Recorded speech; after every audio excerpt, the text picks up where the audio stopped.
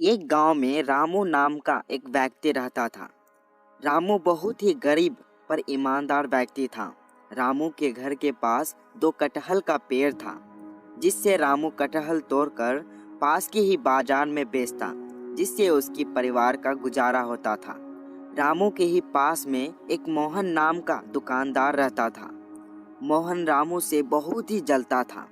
रामू स्वभाव से बहुत ही अच्छा था, जिस वजह से लोग रामू के पास ही कटहल खरीदता था। अरे, इस कमबख्त रामू की वजह से मेरी कटहल नहीं बिकने की वजह से रोज खराब हो जाता है। अगर ऐसा ही चलता रहा तो फिर मैं कुछ ही दिनों में सड़क पर आ जाएंगे। मुझे कुछ ना कुछ तो करना ही होगा। रात होने पर मोहन रामू की कटहल के पेड़ पर आग लगा देता है और वहां से भाग जाता है। सुबह होने पर रामू देखता है कि उसकी कटहल का पेड़ तो जल चुका था। हे भगवान, ये क्या हो गया? ये कटहल का पेड़ कैसे जल गया? अब मैं क्या करूँगा? अपने परिवार का गुजारा कैसे करूँगा? मैं तो लूट गया, बर्बाद हो गया। रामू दुखी होकर घर जाता है और सारी बातें अपनी पत्नी पिंकी को बताता है। अब चिंता मत कीजिए जी, भगवान जरूर कोई ना कोई रास्ता निकालेगा। बस आप सब्र रखिए। ऐसे ही कुछ दिन बीत जाता है। धीरे धीरे घर का सारा राशन खत्म होने लगता है। पिंकी, अब मैं क्या करूं? मैं काम की तलाश में तो जाता हूं, पर मुझे कहीं कोई काम नहीं मिलता तो मैं क्या करूं? बस आज भर के ही खाने की सामान बचा है। अब कैसे होगा घर का गुजारा? क्या अब हम ऐसे ही भूखे रहते रहते मर जाएंगे? नहीं जी, आप ऐसा क्यों सोच रहे हैं? आप सब्र तो रखिए, भगवान जरूर कोई ना कोई रास्ता निकालेगा। रामू और उसकी पत्नी इतना कह ही रहा था कि तभी रामू के घर पर एक साधु बाबा आता है और कहता है, बेटा, कोई घर पर है? मुझे बहुत ही भूख लगी है। मुझे कुछ खाने को दो। मैं कई दिनों से कुछ भी नहीं खाया हूँ। ये आवाज सुनकर रामू और उसकी पत्नी घर से बाहर आते हैं और कहते हैं, साधु महाराज, मेरे घर में भी कुछ ही खाने को बचा है। आप रुकिए, मैं आपके लिए वो खाना लेकर आती हूँ। पिंकी कुछ बचा खाना साधु महाराज के लिए ले आती है और साधु महाराज को वो खाना दे देती है। साधु महाराज वो खाना खा लेते हैं। बेटी, तुम दोनों बहुत ही अच्छे हो। तुम्हारे घर में खाने को थोड़ा सा ही खाना था, पर वो खाना मुझे दे दिया। अब तुम दोनों क्या खाओगे? साधु महाराज, आप चिंता मत कीजिए, भगवान जरूर कोई ना कोई रास्ता निकालेगा। बस आपका भूख शांत हो गया, हमारे लिए इतना ही काफी है। तुम दोनों की बातें सुनकर मैं बहुत ही प्रसन्न हूँ। मांगो बेटी, तुम दोनों को क्या चाहिए? मैं तुम दोनों को कुछ उपहार देना चाहता हूँ। बाबा, हम दोनों को कुछ नहीं चाहिए। बस हम पहले जैसे मेहनत मजदूरी करके अपना जिंदगी जी रहे थे, बस उसी तरह फिर से मेहनत मजदूरी करें। ठीक है बेटी। बम चिकी चिकी बम बम, बम चिकी चिकी बम आम फट। बाबा के इतना कहते ही वहाँ पर एक पेड़ आ जाता है। ये एक जादुई कटहल का पेड़ है। इस पेड़ को अपनी आंगन में बो देना। इस पेड़ से कभी कटहल खत्म नहीं होगी। इससे जितना कटहल तोड़ोगे उतना फिर से कटहल आ जाएगी। अब मैं चलता हूँ बेटी। रामू और उसकी पत्नी उस पेड़ को अपनी आंगन में बो देता है। अगले दिन वो पेड़ बहुत ही बड़ा हो जाता है और उस पेड़ में ढेर सारे कटहल लगे हुए थे। ये देखकर रामू और उसकी पत्नी बहुत ही खुश हो जाते हैं और पहले की तरह उस कटहल को तोड़कर बाजार में बेचने जाते हैं। ये देखकर मोहन कहता है, अरे, ये क्या? ये रामू के बच्चे को कटहल कहाँ से मिल गया? कहीं फिर से उस पेड़ में कटहल लगने तो नहीं लगे? कोई बात नहीं, मैं फिर से उस कटहल के पेड़ पर आग लगा दूंगा। फिर रात होने पर मोहन जैसे ही पेड़ पर आग लगाने जाता है, तभी आग पेड़ पर ना लगकर मोहन के शरीर पर लग जाता है और मोहन वहां से दुम दबाकर भाग जाता है। इसके बाद से मोहन कभी भी रामू के रास्ते नहीं आता है। बहुत समय पहले एक जंगल में एक भूतिया बंगला रहा करता था। उस बंगले के अंदर एक विशाल बाज रहती थी।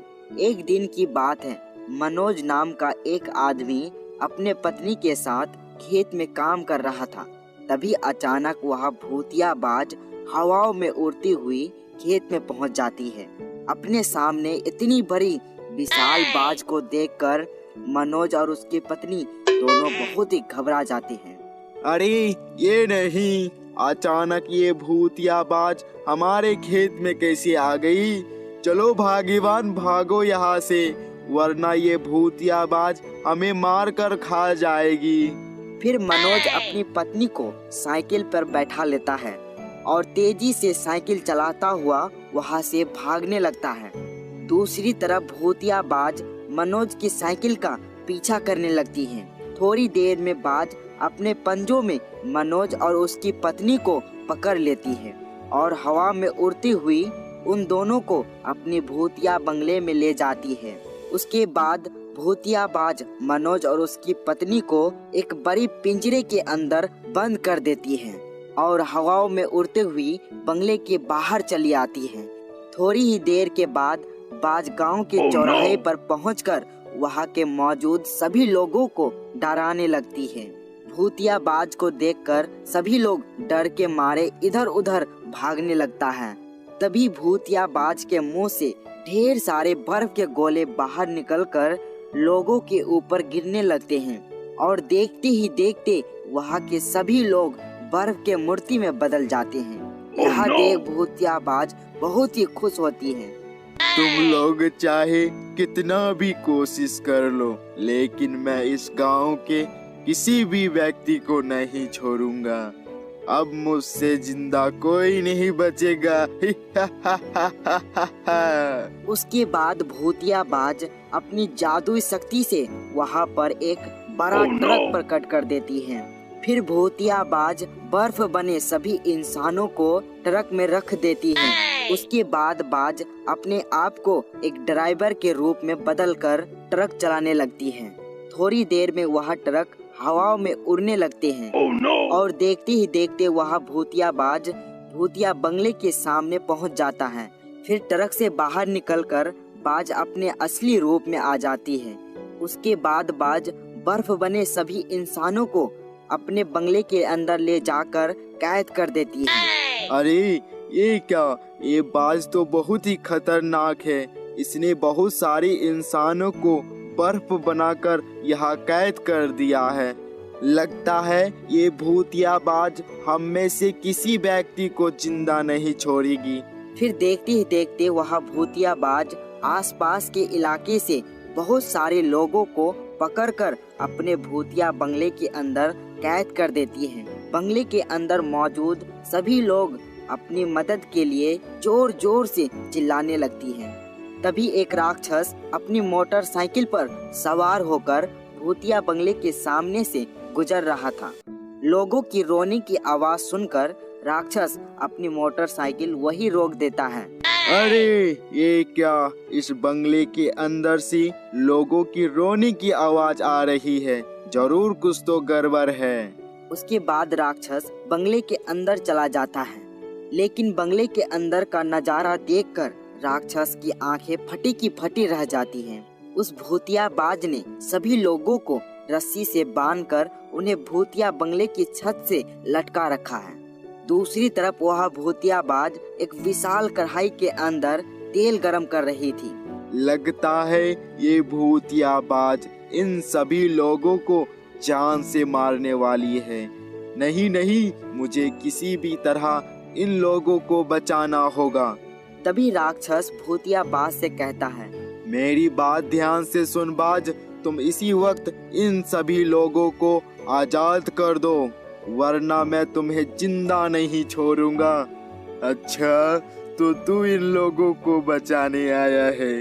कुछ दिनों पहले मेरे बंगले से कोई लालची इंसान मेरी जादुई बेटी को चुरा ले गया है। इसीलिए अपना बदला लेने के लिए अब मैं सभी इंसानों को जान से मार दूंगा।